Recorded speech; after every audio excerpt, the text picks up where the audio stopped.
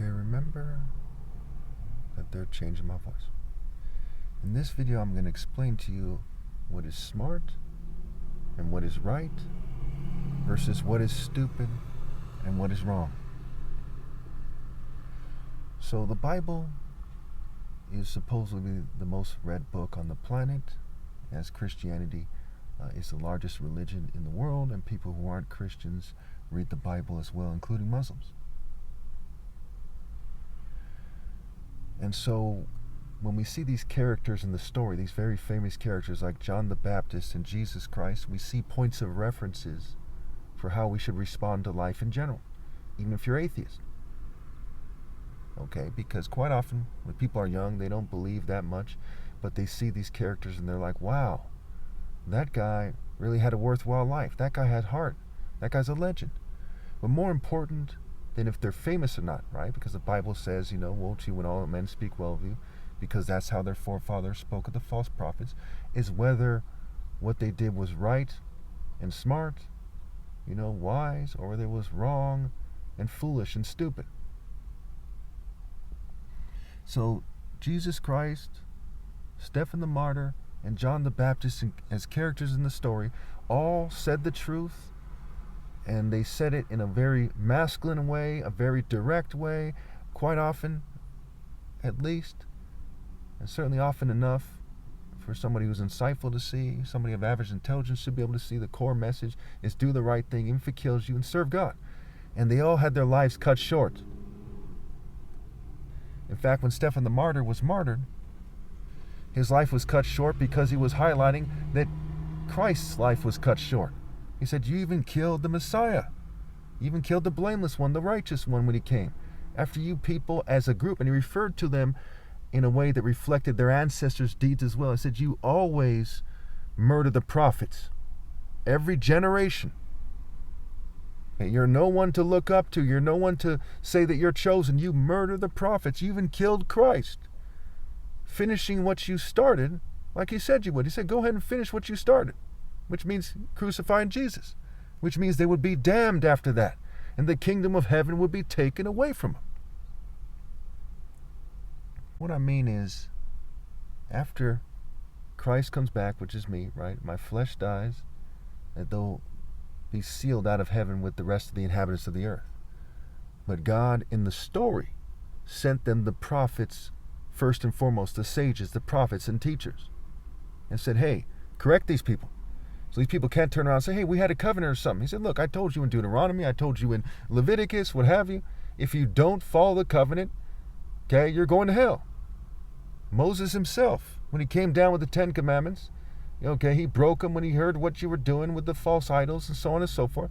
And he ordered, I believe it was the Levites, to get together and start to kill the other Jews to a large degree. Because if you don't do the right thing, you'll be cut down, cut off, you name it. So cut it out. And they refused to listen. So we see in Matthew 21, I believe it's verse 32, it says, Jesus is talking to him. He says, John came to show you the way of righteousness. He came to show you how to do what is smart and right and wise. Even if there wasn't a God, why would you want to be a worm your whole life? Why wouldn't you want to teach yourself and your families, train yourself and your families to do what's right and to accept a short righteous life rather than a long wicked life? Because righteousness is still greater. We see the natural, keyword natural expression of righteousness.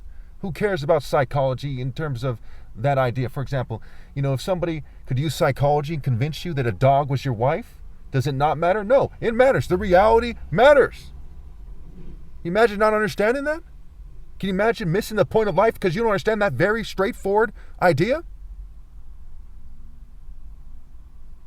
So let's look at it in terms of Mexican ladies and gentlemen in East LA.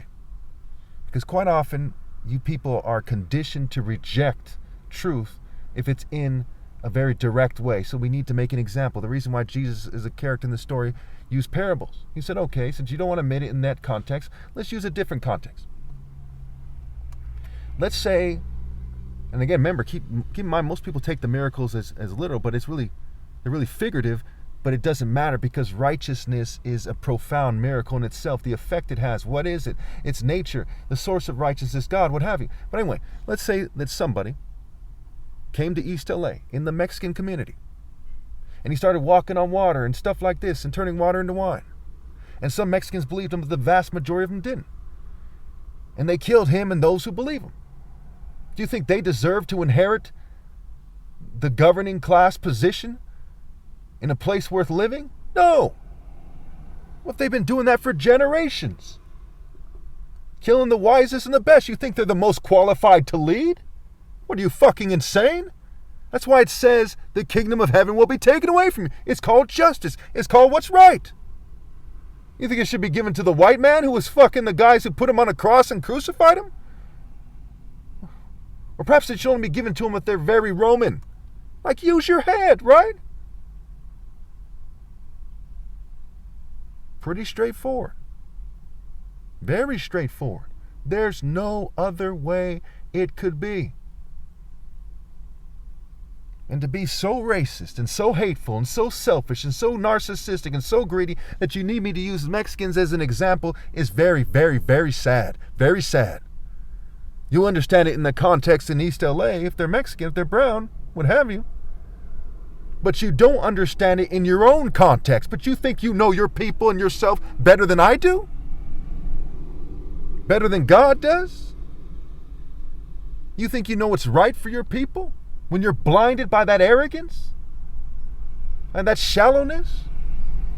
Folly is in the heart of a child, and folly is an unruly woman. You're acting like a spoiled brat little girl, hell-bent to do the wrong thing out of selfishness.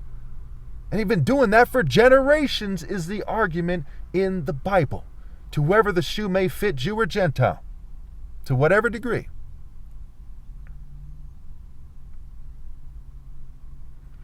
And so it is with dating. You think you should date toward these monsters who are ordering people to persecute me? For what? To live a long, cowardly, conformist life of bootlicking to the devil, groveling to him while he massacres and rapes and tortures and abuses your people? What kind of animals are you? And you're doing that for your people or your families? Your extended family's probably raping someone in your family right now while you're in their spirit, kissing their ass, being their bitch. And there's a reason why quite often I sound more like a gang member or something. Because the more you conform, the more you're an evil bitch. Not the less you conform. And keep in mind, the gang members, every last one of them right now is doing the wrong thing. Every last one of them. I'm not a gang member. But these are the facts. You people are so hypocritical, you don't even know that. Some of you look at American history and you believe that Americans can do no wrong. But you're the type of people who think that the people who didn't break the rules at the time and kissed the English ass instead were more in the right. And the people who took them on were magically more in the wrong. You're hypocrites using your own scale.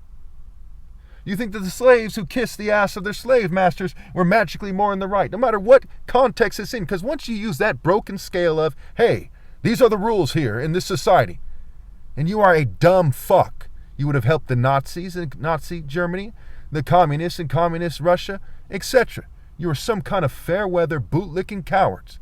Just because you bend over backwards to try to make it seem like you're more nice than the people in the ghetto that you oppress more, doesn't mean you're more in the right. You're not. On average, gang members are more in the right than bitch-ass motherfuckers in the suburbs kissing a government ass like a bitch, acting like a Boy Scout piece of fucking pussy. What the fuck don't you people get about that?